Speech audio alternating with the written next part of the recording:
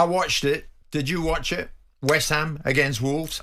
No, I watched bits of it. Yeah. It wasn't that intriguing for me. It wasn't that compelling. You're absolutely right. Obviously, both managers, Lopetegui at West Ham and Gary O'Neill at Wolves, under a lot of pressure. But West Ham won it by 2-1.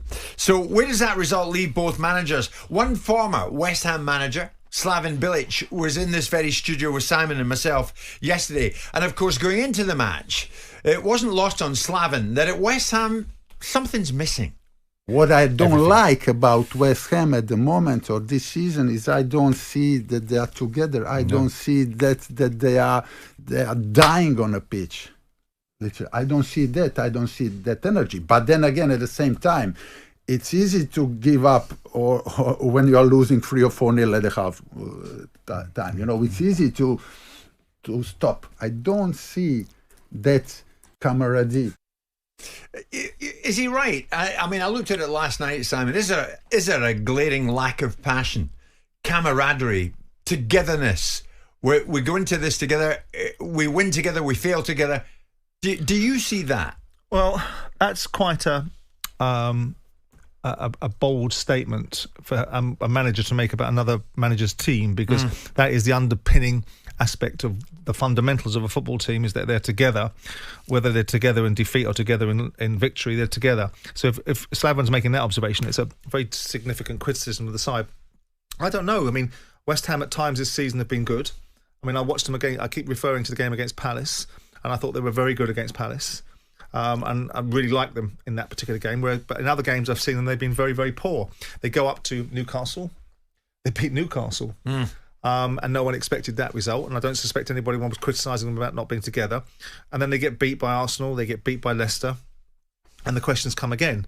I mean, the thing is that the departure from David Moyes brought out a perspective of what Lopetegui was going to do with this team. And even Slaven said it yesterday. I'm not entirely sure that the expectations of Julian Lopetegui are concurrent with the way that he plays, or in conjunction with it, because he's not an all-out attacking manager. He is a moderately pragmatic, balanced manager. So this expectation that West Ham were going to be a fast-flowing, dynamic, possession-based football team was probably flawed in the first place. Yeah. But they might be falling in between two stools.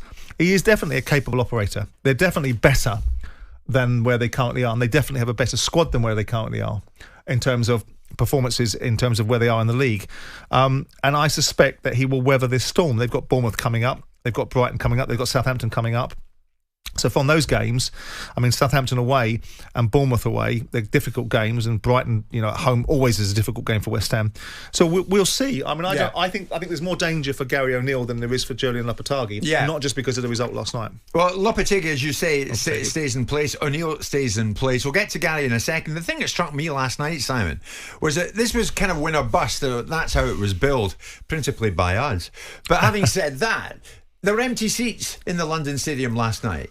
There were periods during that match that you couldn't quite hear a pin drop, but not far off it. It did have a kind of library feel to it. And yet, so much was at stake in this game.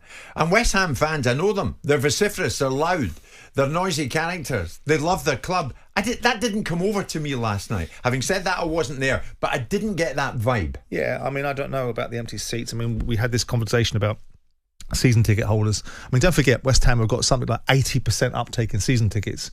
So if they're empty seats, they're season ticket holders. They're not seats that haven't been paid for. Right. They're people that aren't coming. Maybe that's because it's a Monday night. Maybe because it's on television. Yeah. Maybe because it's not a particularly exhilarating game. But ultimately, the fans haven't been given a lot to cheer about recently. So you're going to find them in a slightly sedated or underwhelmed frame of mind. Ultimately, that's when you want them to be at their most vociferous, when the team is struggling.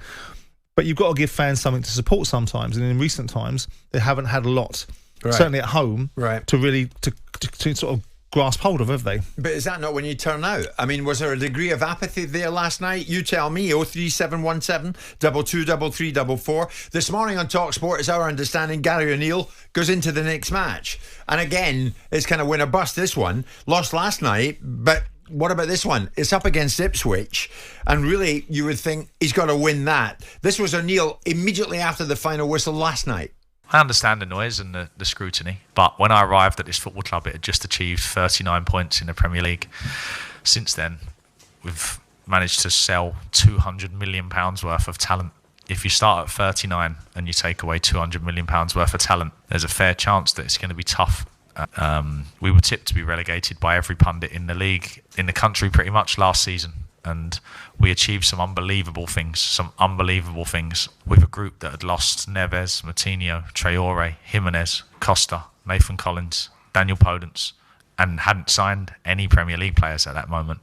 And then this summer we lose our captain in Max Kilman, and we lose Pedro Neto for a combined £100 million. And we sign a load of young lads that are going to be great for the football club in the future. That is where the football club is. So I'm happy to be judged, and I will be judged on results and where I can get this team to. But it should be done in context. And whenever this journey ends with Wolves, I'll be proud of every moment that I've given to it. So, I mean, we've heard him on this before. 17 players departed in the summer, including Neves, Jimenez, Collins, Cody, Nunes, and the summer just gone, Neto, Kilman, Podence, as he remarked, and that's all because of the need to stay within the rules. Yep. You love nuance and context, Simon. Has Gary O'Neill just provided that?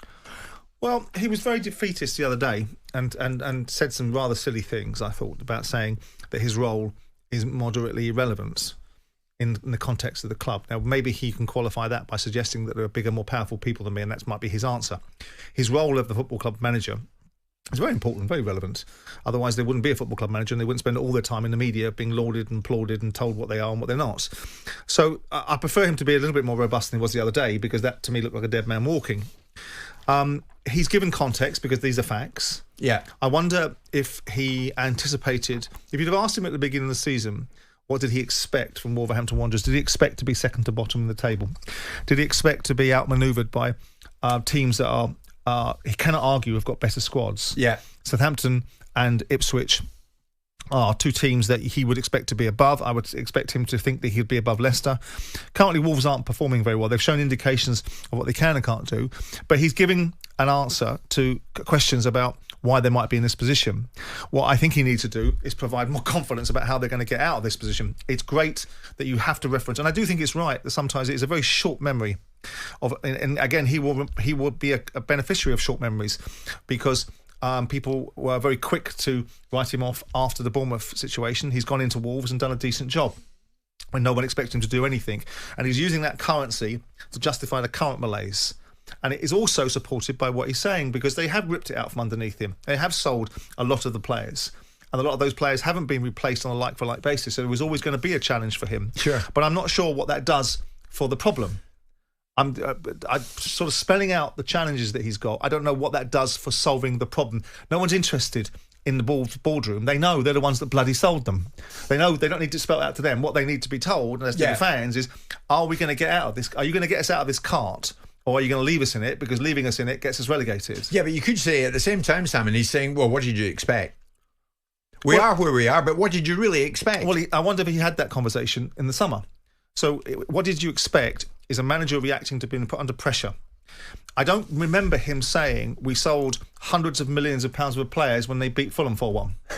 So I'm not entirely sure he should be saying it when they're getting beaten by teams that possibly people consider them shouldn't get beaten by. Good point.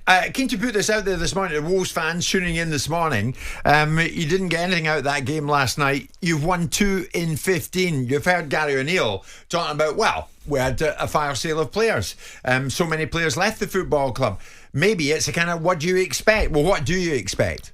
What do you expect? Is it a win and only a win will do now against Ipswich? Because that is next for Wolves. Many of you getting in touch, Wolves fans and West Ham fans, telling us what you think this morning in no uncertain terms. No uncertain terms, I've got to say. There is Phil in Staffordshire, Wolves season ticket holder. Gary O'Neill's correct to say what he has said regarding the players who left. However, this is a manager who keeps trying to play a flat back four. Game after game we get spanked. And this goes back to the end of last season.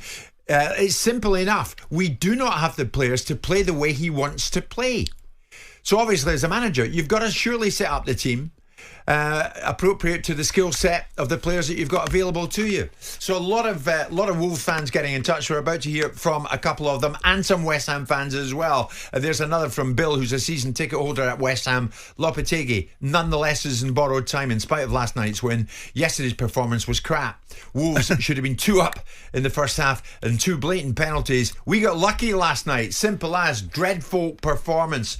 And we'll get more from some of the West Ham fans on that, Simon. But so many calls coming in, as always, and we thank you for that before we even take the first one. And the first one who has dialed 03717 223344 is James, the Wolves fan. James, good morning to you. Where are you at this morning? Has Gary O'Neill run out of road?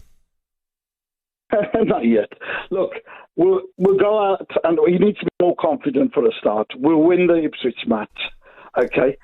We might lose against Leicester, but I honestly think Man United are there for taking, okay? We've beaten Man United at Molineux before. It's a very hostile ground under the lights, and it's very difficult to win.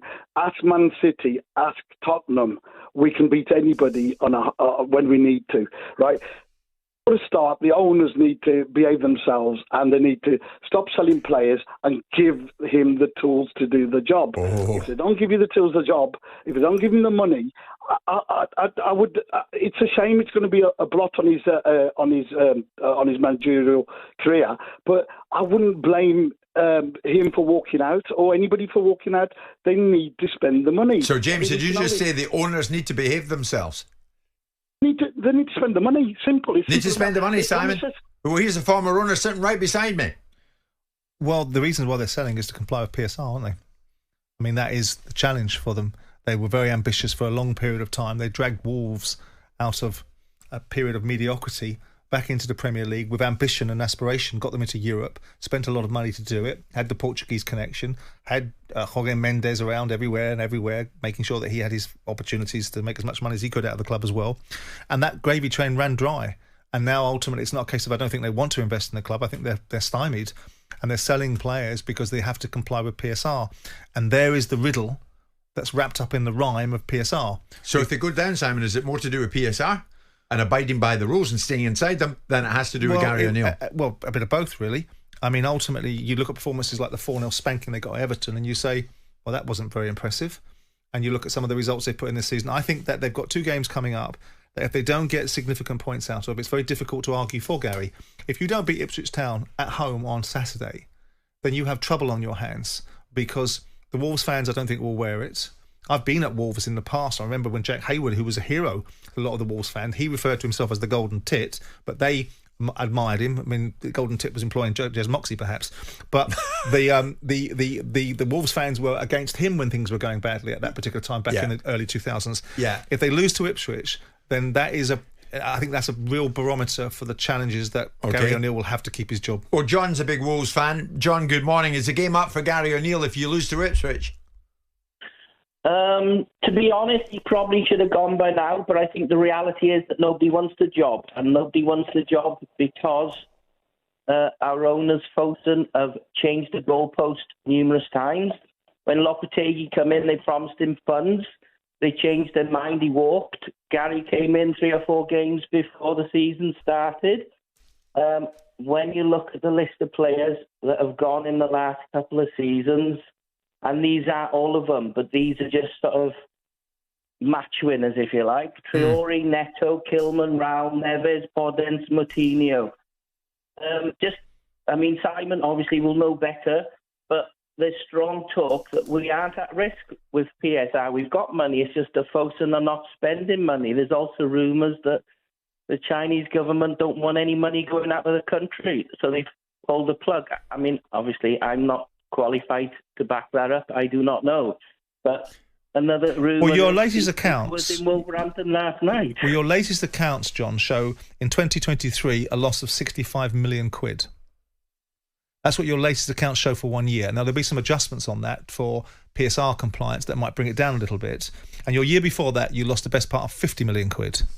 So if you're allowed to lose 105 million quid and you've lost 105 million quid over 2 seasons, and probably you've lost again in 2023-24, because those accounts aren't out yet, but they will be considered, probably is the reasons why. And that includes you guys selling the family jewels. So you're losing a lot of money. So it is about PSR.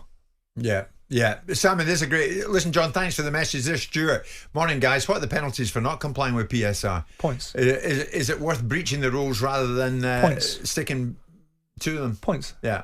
Well, I would imagine, like most of the clubs, when they were all very relaxed, when it was a financial slap on the wrist, the moment it became about points, all of a sudden, out comes the cottage industry of lawyers, and out comes the opportunity to challenge things or to find a way through them. But if you look at the fact that the PSR now comes with some teeth, what would be the point of getting points?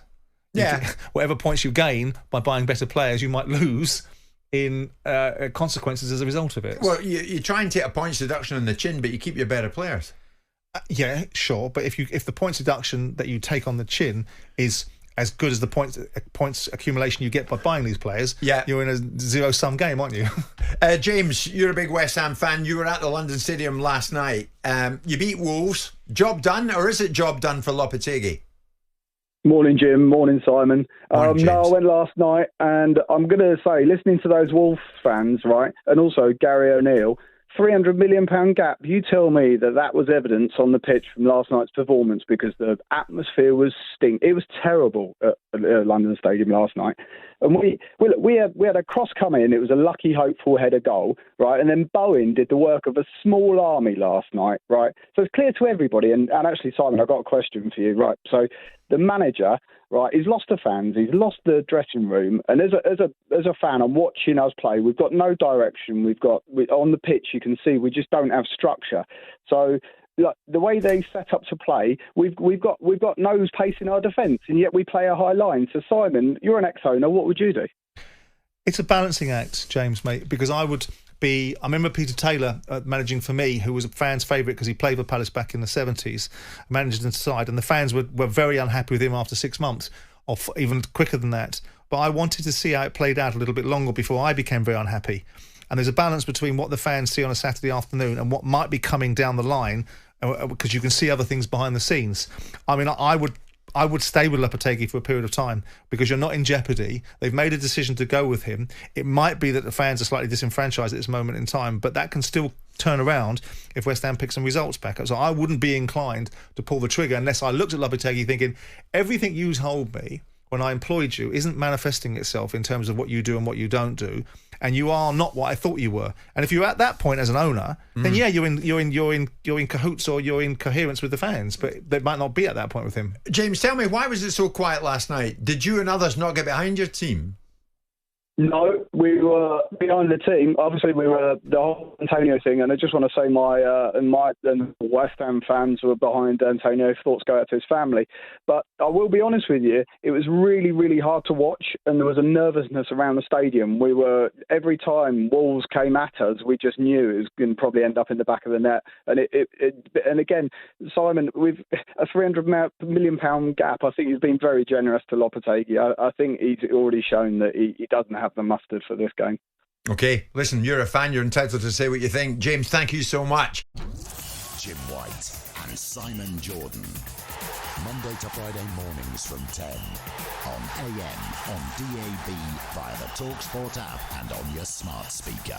talkSPORT.